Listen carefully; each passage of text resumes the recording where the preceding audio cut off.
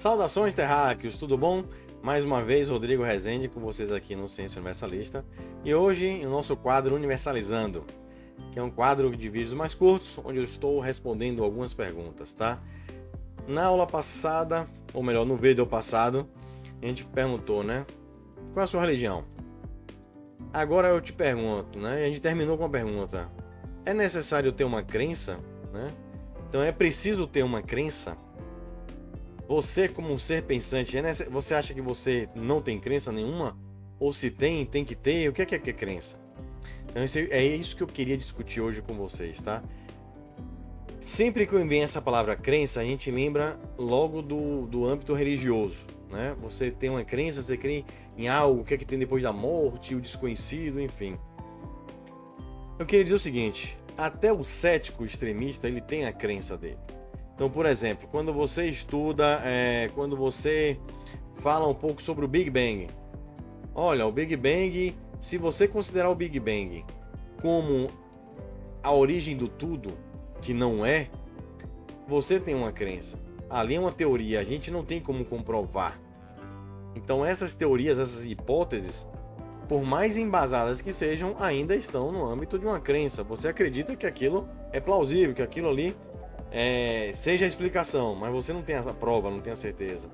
E assim é no âmbito filosófico, religioso, enfim. Então, eu considero que sim, é muito importante você ter crença aí na vida, porque uma pessoa que não crê em nada é aquela que só vai andar em cima do que os outros falam. Ou o seu universo vai ser bem pequenininho, porque o que a gente sabe não é nada perante o desconhecido. O planeta Terra não é nada perante a realidade extraterrestre. Nós somos um pontinho, um negócio gigantesco. A própria nossa realidade material, nossa realidade física, a partícula, ela é um nada perante ao meio não material. Como assim, Rodrigo?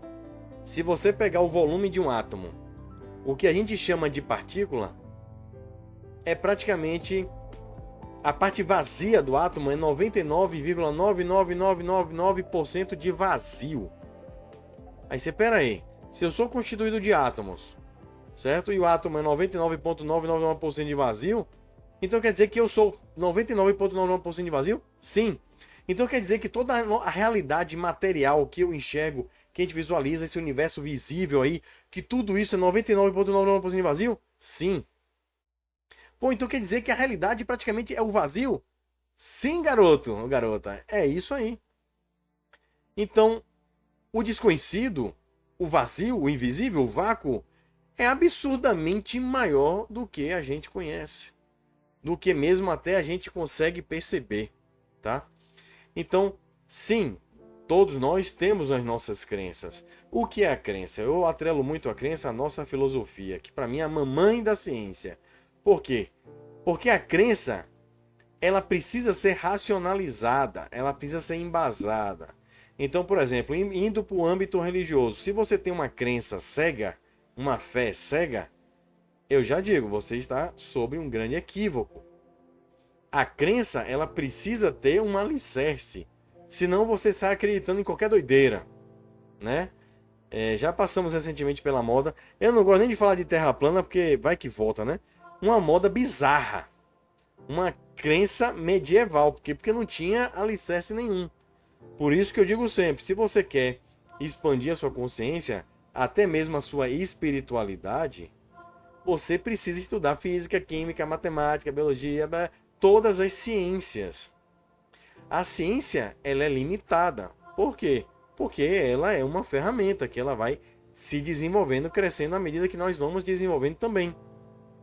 Então a ciência, ela não foi feita para explicar tudo. Porque a gente não consegue explicar tudo. A gente não sabe nem o que é o tudo, né? Mas ela vai desenvolvendo com a gente. Só que a filosofia, ela não tem um rigor tão grande como a metodologia científica. Então a filosofia, ela vai na frente, ela vai abrindo campo, ela vai gerando perguntas. Eu vi uma brincadeira que diz assim: qual é a diferença de um cientista para um filósofo? O cientista está tentando achar as respostas para os porquês, né? Já a filosofia está buscando novos porquês para as respostas. Então, A ideia é essa, ela está desbravando as perguntas, o pensar. E se não? E se for diferente?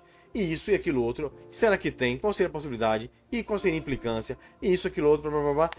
E aí, dentro do campo filosófico, nós vamos tentar enxergar o que ainda fica no campo da hipótese e o que é aquilo que tem um certo fundamento, uma certa coerência.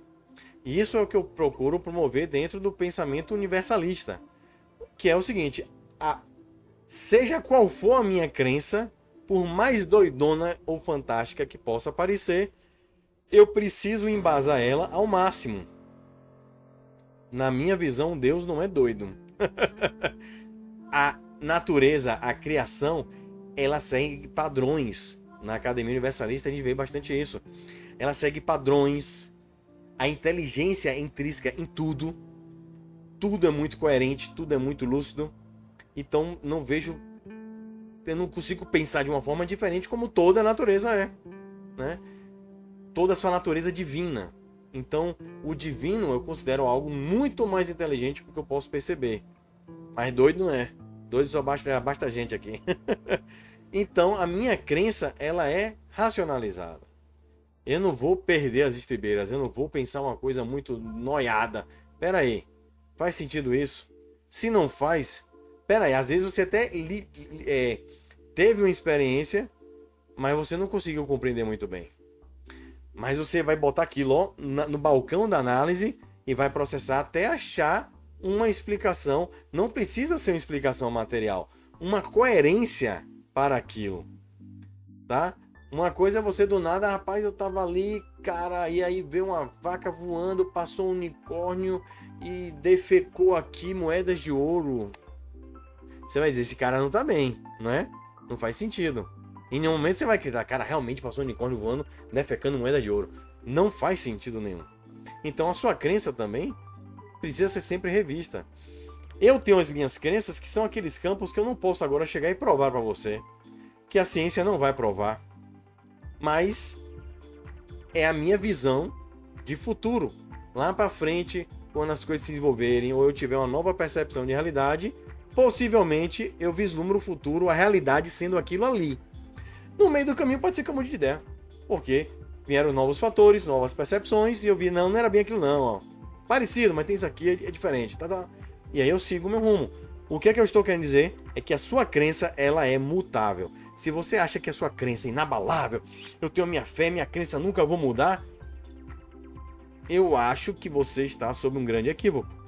A sua crença, ela precisa, ela deve, ela vai mudar, você querendo ou não. Isso não é presunção, mas eu posso até afirmar. Você querendo ou não, sua crença vai mudar um dia.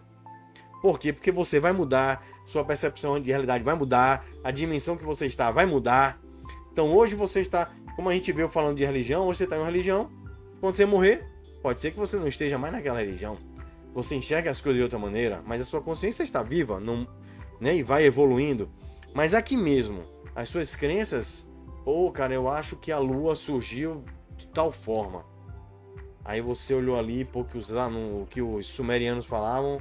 Você, caramba, bicho, os caras tinham uma ideia muito interessante, ó. Plausível. Pronto, você já tem possibilidades. Você não vai definir o que é realidade, porque ninguém pode definir isso. Mas você já tem 3, 4 possibilidades. Então, no meu campo da minha crença, eu tenho várias hipóteses. Várias hipóteses. E tem aquelas ali que eu já tenho, por outros meios, certas convicções que eu não posso colocar numa prancheta, não posso simular, nem posso provar para você, mas eu tenho outras experiências metafísicas que eu digo, não, aquilo ali tem. Talvez não explique tudo, não explico tudo, não seja assim para todo mundo, de repente foi só para mim, enfim. Então, por isso que eu digo, a crença ela é individual. Existem as crenças coletivas, mas não tem jeito. Lá no fundo, mesmo você fazendo parte de uma crença coletiva, ela vai ser individualizada. Você não enxerga da mesma forma como o outro enxerga. Você não está vivenciando da mesma forma como o outro está vivenciando. Tá? Então, a crença ela é necessária ao ser humano? Sim. Eu diria até que são as crenças, são as perguntas que nos promovem a evolução. As respostas são consequência delas. Mas nós precisamos expandir o nosso nível de perguntas. E isso está no nosso campo da nossa crença. Mas ela precisa mudar, pessoal, porque ela merece ser desenvolvida, ela precisa evoluir, assim como nós evoluímos, tá? Então, respondendo a pergunta, sim, a crença é muito importante para toda a consciência, tá? Ela mostra aquele campo mais à frente da nossa percepção de realidade, tá ali no campo das hipóteses, mas é para onde estamos caminhando. Nós estamos caminhando seguindo as nossas crenças. São elas que nos movem. Quando eu digo a palavra hipótese, não coloque como uma coisa supérflua, não. As crenças são as crenças que movem o ser humano para frente. Nós acreditamos nisso, nós queremos aqueles objetivos, nós estamos buscando aquelas realidades que um dia nós vamos poder comprovar se exatamente era assim ou assado, mas que estejam dentro dos nossos objetivos, né? Desse grande ambiente que nós vivemos chamado universo. Mas aí você pode me perguntar, sim, Rodrigo, mas o que é o universo? Cara, essa é uma pergunta muito complexa, tão complexa como o que é consciência. E a gente fala muito sobre isso na Academia Universalista, mas que tal a gente deixar esse gancho para a próxima provocação filosófica? Para você, o que é o universo? É isso aqui que você sente, percebe? Ou será que tem algo a mais? Então, gente, grande beijo, grande abraço, até o próximo Universalizando, tá bom? Tchau, tchau, gente, valeu!